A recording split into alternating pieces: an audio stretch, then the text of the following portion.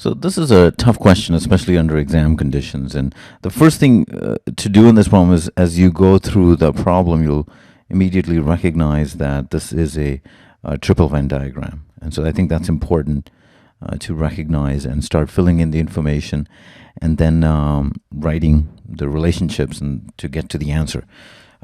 So we're given that there are 300 subjects, and then there are three categories, or we should say that they have three issues. One is the sweaty palms, and just use abbreviation or letters to represent those categories: vomiting and dizziness. And we're given the percentages, so the total is 100%. So you'll notice that you don't actually have to work with the numbers. So don't compute these percentages, meaning for sweaty palms, leave it in 40%. Don't do it as 120. So it's easier to just deal with percentages. And then we have for vomiting is 30% and dizziness is 75%. Now, when we do the traditional triple Venn diagram, there's this category is subjects that don't have any of these symptoms. In this case, that's zero, because they tell us that all the subjects experienced at least one of these effects. And we're told that 35% of the subjects experienced exactly two of these effects. So the way I like to do these Venn diagram problems is to label individual regions. So A would be number of people who have the symptoms of sweaty palms and dizziness, but not vomiting. So it only represents this region. So when they say 35% experience exactly two of these effects, that would be A plus B plus C. So at this point, it's going to be about dealing with algebra. So that's 35. D is all three. We don't know what that is.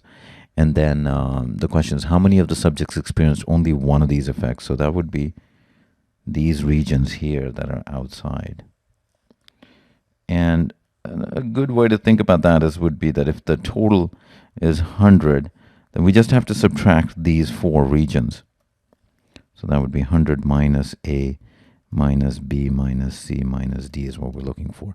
Now the sum is 35, so that is 65 minus D. So we have to somehow get to D.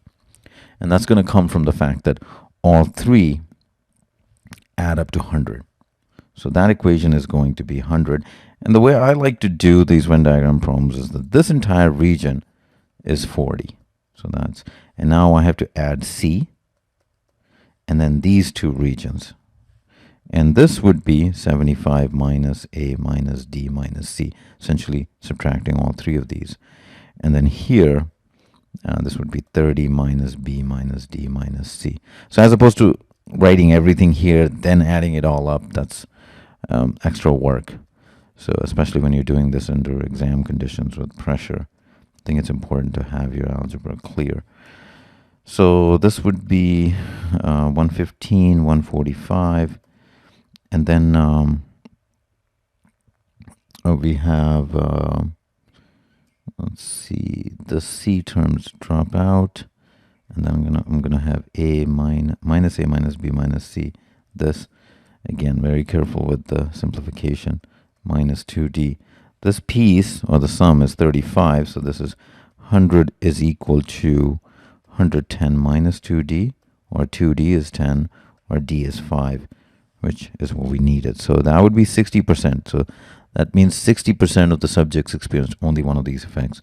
The total is 300.